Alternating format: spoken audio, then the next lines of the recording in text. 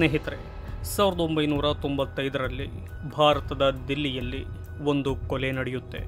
ಈ ಕೊಲೆ ದಿಲ್ಲಿಯ ಜನರಿಗೆ ಎಷ್ಟು ಭಯವನ್ನು ಹುಟ್ಟಿಸಿತ್ತು ಎಂದರೆ 1 ವರ್ಷಗಳ ಕಾಲ ತಂದೂರಿನಲ್ಲಿ ಮಾಡಿದ ಯಾವುದೇ ಆಹಾರವನ್ನು ದಿಲ್ಲಿಯ ಜನ ತಿನ್ನುವುದೇ ಇಲ್ಲ. ಕೊಲೆಗೂ ತಂದೂರಿಗೂ ಏನು ಸಂಬಂಧವೆಂದು ನೀವು ಕೇಳಬಹುದು. ಸಂಬಂಧವಿದೆ. ಹಾಗಾಗಿ ಈ ರಿಯಲ್ ಕೇಸ್ಗೆ ನೀಡಿರುವ ಹೆಸರೇ ತಂದೂರ್ ಮರ್ಡರ್ ಕೇಸ್ ಎಂದು.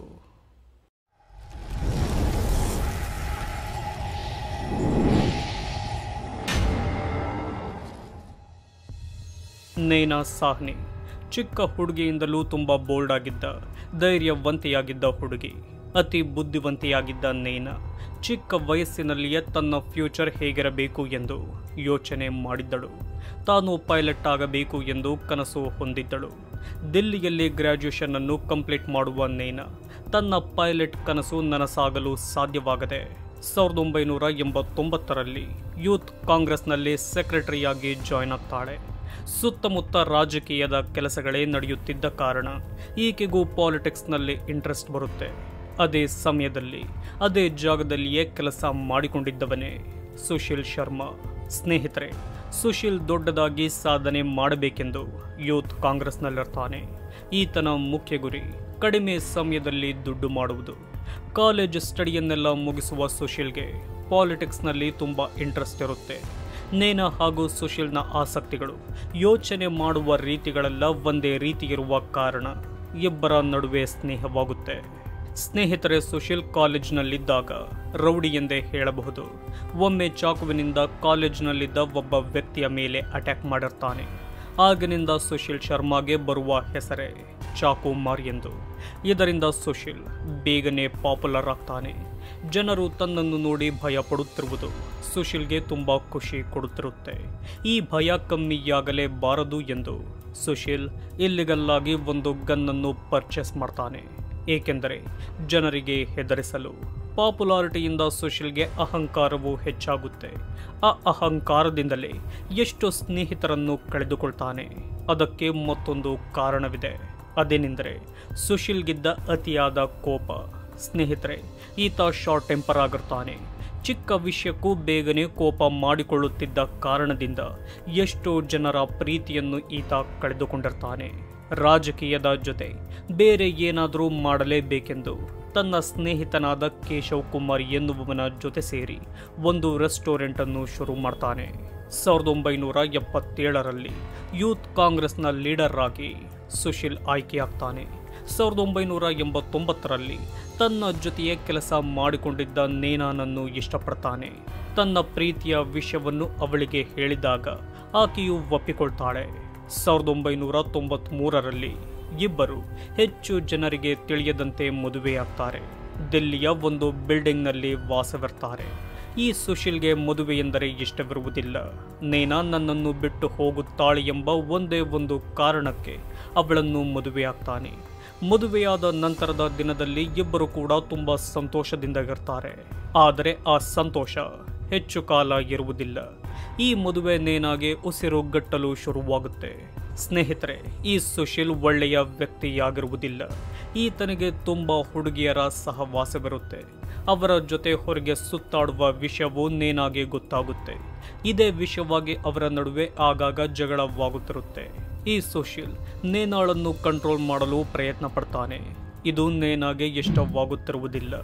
ನೈನಾ ಹೊರಗೆ ಕೆಲಸಕ್ಕೋಗದೆ ಮನೆಯಲ್ಲಿಯೇ ಅಡಿಗೆ ಮಾಡಿಕೊಂಡಿರಬೇಕು. ನಾನೇನೇ ತಪ್ಪು ಮಾಡಿದರೂ ನೈನಾ ಪ್ರಶ್ನೆ ಮಾಡಬಾರದು ಎಂದು ಅವಳನ್ನು ಕಂಟ್ರೋಲ್ ಮಾಡಲು ಮುಂದಾಗಿರ್ತಾನೆ. ಆದರೆ ಸುಶೀಲ್ನ ಈ ಪ್ರಯತ್ನ ಕೆಲಸ ಮಾಡುವುದಿಲ್ಲ. ಏಕೆಂದರೆ ನೈನಾ ತುಂಬ ಧೈರ್ಯವಂತ ಹುಡುಗಿಯಾಗಿರ್ತಾಳೆ. ಆಗ ಸುಶೀಲ್ ಇವಳನ್ನು ಕಂಟ್ರೋಲ್ ಮಾಡಲೇಬೇಕೆಂದು ಮನೆಯಲ್ಲಿ ಅವಳನ್ನು ಕೂಡಿ ಹಾಕ್ತಾನೆ. ಅವಳು ಹೊರಗೋಗದಂತೆ ನೋಡಿಕೊಳ್ತಾನೆ. ಅವಳ ಮೇಲೆ ಕಣ್ಣಿಡಲು ಒಬ್ಬ ವ್ಯಕ್ತಿಯನ್ನು ಕೂಡ ನೇಮಕ ಮಾಡ್ತಾನೆ. ಒಂಟಿಯಾಗಿ ಚಿತ್ರಹಿಂಸೆ ಅನುಭವಿಸುತ್ತಿದ್ದ ನೈನಾಗೆ ಆ ಸಮಯದಲ್ಲಿ ನೆನಪಾಗುವುದೇ ತನ್ನ ಎಕ್ಸ್ ಬಾಯ್ ಫ್ರೆಂಡ್ ಆಗಿದ್ದ ಮತ್ಲೂಬ್ ಕರೀಂ. ಈಗ ಅವರ ಮಧ್ಯೆ ಪ್ರೀತಿ ಇರುವುದಿಲ್ಲ, ಕೇವಲ ಸ್ನೇಹವಿರುತ್ತೆ. ಅವನ ಮೊಬೈಲ್ ನಂಬರ್ ನೆನಪಿದ್ದ ಕಾರಣ ಅವನಿಗೆ ಕಾಲ್ ಮಾಡ್ತಾಳೆ. ಹೆಚ್ಚು ಸಮಯವನ್ನು ಅವನ ಜೊತೆ ಮಾತನಾಡುತ್ತಲೇ ಕಳೆಯುತ್ತಾಳೆ. ಸುಶೀಲ್ ಮಾತ್ರ ನೇನಾ ನನ್ನ ಹೆಂಡತಿ ಎಂದು ಮರೆತು ಹೋಗಿರ್ತಾನೆ. ರಾತ್ರಿಯಾದರೆ ಸಾಕು ಕುಡಿದು ಬಂದು ಅವಳಿಗೆ ಹೊಡೆಯುವುದನ್ನೇ ತನ್ನ ಕೆಲಸವನ್ನಾಗಿ ಮಾಡಿಕೊಂಡಿರ್ತಾನೆ. ಈ ಸಮಯದಲ್ಲಿ ಅವಳಿಗೆ ಸಮಾಧಾನ ಸಿಗುತ್ತಿದ್ದಿದ್ದೆ ಮತ್ಲೂಬ್ನ ಜೊತೆ ಮಾತನಾಡುವಾಗ. ತಿಂಗಳು ಕಳೆದಂತೆ ಮತ್ಲೂಬ್ನ ಮೇಲೆ ನೇನಾಗೆ ಪುನಃ ಪ್ರೀತಿ ಶುರುವಾಗುತ್ತೆ. ಹಾಗೆಯೇ ಆಕೆ ಒಂದು ಯೋಚನೆ ಮಾಡಿರ್ತಾಳೆ. ಅದನ್ನು ಮತ್ಲೂಬ್ಗೂ ಹೇಳ್ತಾಳೆ. ಅದೇನೆಂದರೆ, ನಾವಿಬ್ಬರು ಆಸ್ಟ್ರೇಲಿಯಾಗೆ ಹೋಗಿ ಅಲ್ಲಿಯೇ ಯಾವುದಾದ್ರೂ ಬಿಸ್ನೆಸ್ ಮಾಡಿಕೊಂಡು ಸೆಟಲ್ ಆಗೋಣವೆಂದು. ಒಂದು ದಿನ ರಾತ್ರಿ, ಅಂದರೆ 1995 ಜುಲೈ 2ರ ರಾತ್ರಿಯಲ್ಲಿ ಸುಶೀಲ್ ಪೂರ್ತಿಯಾಗಿ ಕುಡಿದು ಮನೆಗೆ ಬರ್ತಾನೆ. ನೇನಾ ಜೊತೆ ಜಗಳ ಮಾಡುವ ಸ್ಥಿತಿಯಲ್ಲಿಯೂ ಆತ ಇರುವುದಿಲ್ಲ. ಈ ಸಮಯದಲ್ಲಿ ಸುಶೀಲ್ನ ಕೈಗೆ ನೇನಾ ಉಪಯೋಗಿಸುತ್ತಿದ್ದ ಫೋನ್ ಸಿಗುತ್ತೆ. ನೇನಾ ಕೊನೆಯದಾಗಿ ಯಾರ ಜೊತೆ ಮಾತನಾಡಿದ್ದಾಳೆ ಎಂದು ಚೆಕ್ ಮಾಡಿ ಆ ನಂಬರ್ಗೆ ಕಾಲ್ ಮಾಡ್ತಾನೆ. ಆಗ ರಿಸೀವ್ ಮಾಡುವುದೇ ಮತ್ಲೂಬ್. ಸ್ನೇಹಿತರೆ, ಮತ್ಲೂಬ್ ಹಾಗೂ ನೇನಾ ಒಂದು ಕಾಲದಲ್ಲಿ ಪ್ರೀತಿ ಮಾಡುತ್ತಿದ್ದರು ಎಂದು ಸುಶೀಲ್ಗೆ ಮುಂಚೆಯೇ ಗೊತ್ತಿತ್ತು. ಆದರೆ ಈಗಲೂ ಇವರು ಮಾತನಾಡುತ್ತಿರುವ ವಿಷಯ ತಿಳಿದು ಸುಶೀಲ್ನ ಕೋಪ ಹೆಚ್ಚಾಗುತ್ತೆ. ಅದೇ ಕೋಪದಿಂದ ನೇನಾ ಮೇಲೆ ದೊಡ್ಡ ಜಗಳ ಮಾಡ್ತಾನೆ. ಏನೇ ಮಾಡಿದ್ರೂ ಸುಶೀಲ್ನ ಕೋಪ ತಣ್ಣಗಾಗುವುದೇ ಇಲ್ಲ. ಕೋಪದಲ್ಲಿದ್ದ ಸುಶೀಲ್ ತನ್ನ ಬಳಿಯಿದ್ದ ಗನ್ನನ್ನು ಹೊರತೆಗೆದು 3 ಬಾರಿ ನೇನಾ ಬಳಿ ಫೈರ್ ಮಾಡ್ತಾನೆ. ಹೀಗೆ ಮಾಡಿದ ಕಾರಣ ಒಂದು ಬುಲೆಟ್ ಮಿಸ್ ಆಗಿ ಗೋಡೆಗೆ ಹೊಡೆಯುತ್ತೆ. ಮತ್ತೊಂದು ನೇನಾ ಕತ್ತಿಗೆ, ಇನ್ನೊಂದು ಅವಳ ತಲೆಗೆ ಹೊಡೆಯುತ್ತೆ. ಅದರಿಂದ ನೇನಾ ನರಳಾಡುತ್ತಾ ಸ್ಥಳದಲ್ಲಿಯೇ ಸತ್ತು ಹೋಗ್ತಾಳೆ. ಆ ಸಾವನ್ನು ನೋಡಿದ ಸುಶೀಲ್ಗೆ ಕುಡಿತದ ಪೂರ್ತಿ ನಶೆ ಇಳಿದು ಹೋಗುತ್ತೆ. ಪ್ಯಾನಿಕ್ ಆಗಲು ಶುರು ಮಾಡ್ತಾನೆ. ಈ ಶವವನ್ನು ಹೊರಗೆ ಸಾಗಿಸಲೇಬೇಕೆಂದು ದೊಡ್ಡ ಬ್ಯಾಗ್ಗೆ ಅವಳ ಶವವನ್ನು ಹಾಕಿ ಕಾರ್ನ ಕಡೆಗೆ ಎಳೆದುಕೊಂಡು ಹೋಗ್ತಾನೆ. ಯಾರಿಗೂ ಅನುಮಾನ ಬರದಂತೆ ಅದನ್ನು ಕಾರ್ನ ಡಿಕ್ಕಿಗೆ ಹಾಕಿಕೊಂಡು ಯಮುನಾ ನದಿಯ ಬಳಿ ಹೋಗ್ತಾನೆ. ಸುಶೀಲ್ ಪ್ಲಾನ್ ನೇನಾ ಶವವನ್ನು ನದಿಗೆ ಹಾಕುವುದಾಗಿರುತ್ತೆ. ಹೋಗಿ ನೋಡಿದರೆ ಆ ಜಾಗದಲ್ಲಿ ತುಂಬಾ ಜನರಿರ್ತಾರೆ. ಏನು ಮಾಡುವುದು ಎಂದು ಸುಶೀಲ್ಗೆ ತಿಳಿಯದೆ ಹೋದಾಗ ಆ ಸಮಯದಲ್ಲಿಯೂ ಅವನಿಗೆ ಮತ್ತೊಂದು ಉಪಾಯ ಬರುತ್ತೆ. ಆಗ ಆತ ಹೋಗುವುದೇ ತನ್ನ ಫ್ರೆಂಡ್ ಕೇಶವ್ ಕುಮಾರ್ ನಡೆಸುತ್ತಿರುವ ರೆಸ್ಟೋರೆಂಟ್ಗೆ. ಕೇಶವ್ನನ್ನು ಯಾರು ಇಲ್ಲದ ಜಾಗಕ್ಕೆ ಕರೆದು ನಡೆದ ಎಲ್ಲ ವಿಷಯವನ್ನು ವಿವರವಾಗಿ ಹೇಳ್ತಾನೆ. ನಂತರ ಈ ಶವವನ್ನು ನಾಶ ಮಾಡಲು ಸಹಾಯ ಮಾಡು ಎಂದು ಕೇಳಿಕೊಳ್ತಾನೆ. ಮೊದಲು ಅದಕ್ಕೆ ಕೇಶವ್ ಒಪ್ಪುವುದಿಲ್ಲ. ಆಗ ಸುಶೀಲ್ ಬೆದರಿಕೆ ಹಾಕ್ತಾನೆ. ಮೊದಲೇ ಸುಶೀಲ್ ರಾಜಕಾರಣಿಯಾಗಿದ್ದ ಕಾರಣ ಅವನನ್ನು ಎದುರು ಹಾಕಿಕೊಳ್ಳಲು ಕೇಶವ್ನಿಂದ ಆಗುವುದಿಲ್ಲ. ಹಾಗಾಗಿ ಅವನಿಗೆ ಸಹಾಯ ಮಾಡಲು ಒಪ್ಪಿಕೊಳ್ತಾನೆ. ರೆಸ್ಟೋರೆಂಟ್ನಲ್ಲಿದ್ದ ಕಸ್ಟಮರ್ಗಳನ್ನು ಹಾಗೂ ಕೆಲಸದವರನ್ನೆಲ್ಲ ಏನು ಎಮರ್ಜೆನ್ಸಿ ಇದೆ ಎಂದು ಕಳಿಸಿಬಿಡ್ತಾನೆ. ಆಗ ಸುಶೀಲ್ ನೇನಾ ಶವ ಇರುವ ಬ್ಯಾಗನ್ನು ರೆಸ್ಟೋರೆಂಟ್ನ ಒಳಗೆ ಎಳೆದುಕೊಂಡು ಹೋಗ್ತಾನೆ. ಅವನ ಯೋಜನೆ ಏನಾಗಿತ್ತು ಎಂದರೆ ಆ ಶವವನ್ನು ತಂದೂರಿನಲ್ಲಿ ಹಾಕಿ ಸುಡುವುದು. ಈ ರೀತಿ ಸುಟ್ಟರೆ ಅವಳ ದೇಹ ನಾಶವಾಗುತ್ತೆ.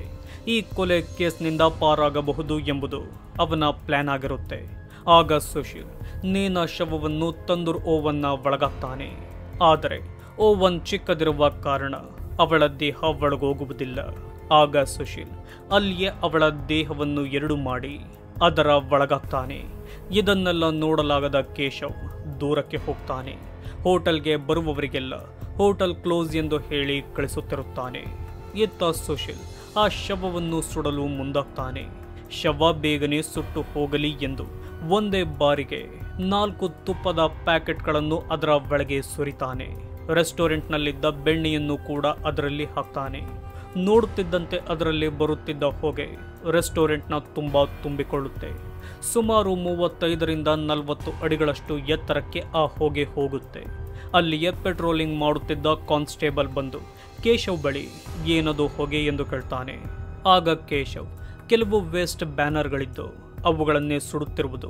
ಸ್ವಲ್ಪ ಸಮಯದಲ್ಲಿಯೇ ಈ ಹೊಗೆ ಹೊರಟೋಗುತ್ತೆ ಎಂದಾಗ ಆ ಕಾನ್ಸ್ಟೇಬಲ್ ಒಳಗೆ ಏನು ನಡೆಯುತ್ತಿದೆ ಎಂದು ಚೆಕ್ ಮಾಡದೆ ಹೊರಟೋಗ್ತಾನೆ. ಸಮಯ ಕಳೆಯುತ್ತಿದ್ದಂತೆ ಹೊಗೆ ಜಾಸ್ತಿಯಾಗುತ್ತೆ. ಸುತ್ತಮುತ್ತದ ಜನರಿಗೆಲ್ಲ ಅತಿ ಕೆಟ್ಟ ವಾಸನೆ ಬರುತ್ತಿರುವುದು ಗೊತ್ತಾಗಿ ಕೂಡಲೇ ಪೊಲೀಸರಿಗೆ ಕಾಲ್ ಮಾಡಿ ಬರುತ್ತಿರುವ ಹೊಗೆ ಹಾಗೂ ಆ ಕೆಟ್ಟ ವಾಸನೆಯ ಬಗ್ಗೆ ಹೇಳ್ತಾರೆ. ಆಗ ಪೊಲೀಸ್ ಟೀಮ್ಗೆ ಅನುಮಾನ ಬಂದು ಆ ರೆಸ್ಟೋರೆಂಟ್ಗೆ ಬರ್ತಾರೆ. ಪೊಲೀಸರನ್ನು ನೋಡಿದ ಸುಶೀಲ್ ಓಡಿ ಹೋಗ್ತಾನೆ.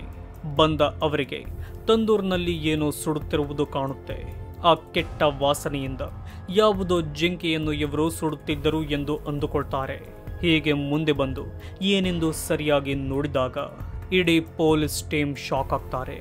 ಆಗ ಅವರಿಗೆ ಗೊತ್ತಾಗುತ್ತೆ ಅದರ ಒಳಗಿರುವುದು ಜಿಂಕೆಯಲ್ಲ, ಮನುಷ್ಯನ ದೇಹವೆಂದು. ಕೂಡಲೇ ಕೇಶವನನ್ನು ಅರೆಸ್ಟ್ ಮಾಡ್ತಾರೆ. ಕೇಶವನಿಂದ ಎಲ್ಲ ವಿಷಯವನ್ನು ತಿಳಿದುಕೊಳ್ತಾರೆ. ಅವನನ್ನು ಕೂಡ ಕರೆದುಕೊಂಡು ಸುಶೀಲ್ ಇದ್ದ ಮನೆಗೆ ಹೋಗ್ತಾರೆ. ಹೋಗಿ ನೋಡಿದರೆ ಮನೆಯೆಲ್ಲ ರಕ್ತವಾಗಿರುತ್ತೆ. ಗೋಡೆಗೆ ಬುಲೆಟ್ ಹೊಡೆದಿರುವುದು ಕೂಡ ಅವರಿಗೆ ಕಾಣುತ್ತೆ. ಆಗ ಅವರಿಗೆ ಗೊತ್ತಾಗುತ್ತೆ ಸುಶೀಲ್ ತನ್ನ ಹೆಂಡತಿಯಾದ ನೇನಾನನ್ನು ಕೊಂದು ದೇಹವನ್ನು ನಾಶ ಮಾಡಲು ಪ್ರಯತ್ನಪಟ್ಟು ತಪ್ಪಿಸಿಕೊಂಡಿದ್ದಾನೆ ಎಂದು. ಆಗ ಪೊಲೀಸರು ಸುಶೀಲ್ನನ್ನು ಎಷ್ಟೇ ಹುಡುಕಿದರೂ ಆತ ಸಿಗುವುದಿಲ್ಲ.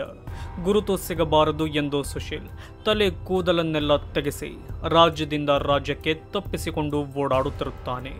ಆದರೆ ಆ ರೀತಿ ಬದುಕಲು ಅವನಿಂದ ಹೆಚ್ಚು ಕಾಲ ಆಗುವುದಿಲ್ಲ. ಜುಲೈ 10ರಲ್ಲಿ ಸುಶೀಲ್ ಬೆಂಗಳೂರು ಪೊಲೀಸ್ ಸ್ಟೇಷನ್ನಲ್ಲಿ ಸರೆಂಡರ್ ಆಗ್ತಾನೆ. ನಂತರ ಅವನನ್ನು ವಶಕ್ಕೆ ಪಡೆಯುವ ದಿಲ್ಲಿ ಪೊಲೀಸರು ಸಾಕ್ಷಿಗಳನ್ನೆಲ್ಲ ಒಟ್ಟುಗೂಡಿಸಿ ಹೈಕೋರ್ಟ್ಗೆ ಒಪ್ಪಿಸ್ತಾರೆ. ಅಲ್ಲಿ ಸುಶೀಲ್ ಮಾಡಿರುವ ಕೃತ್ಯ ಕೇಳುವ ಹೈಕೋರ್ಟ್ ಅವನಿಗೆ ಡೆತ್ ಪೆನಾಲ್ಟಿ ಅಂದರೆ ಮರಣದಂಡನೆ ಶಿಕ್ಷೆಯನ್ನು ವಿಧಿಸಲಾಗುತ್ತೆ. ಇದನ್ನು ಕೇಳುವ ಸುಶೀಲ್ ಸುಪ್ರೀಂ ಕೋರ್ಟ್ ಮೊರೆ ಹೋಗ್ತಾನೆ.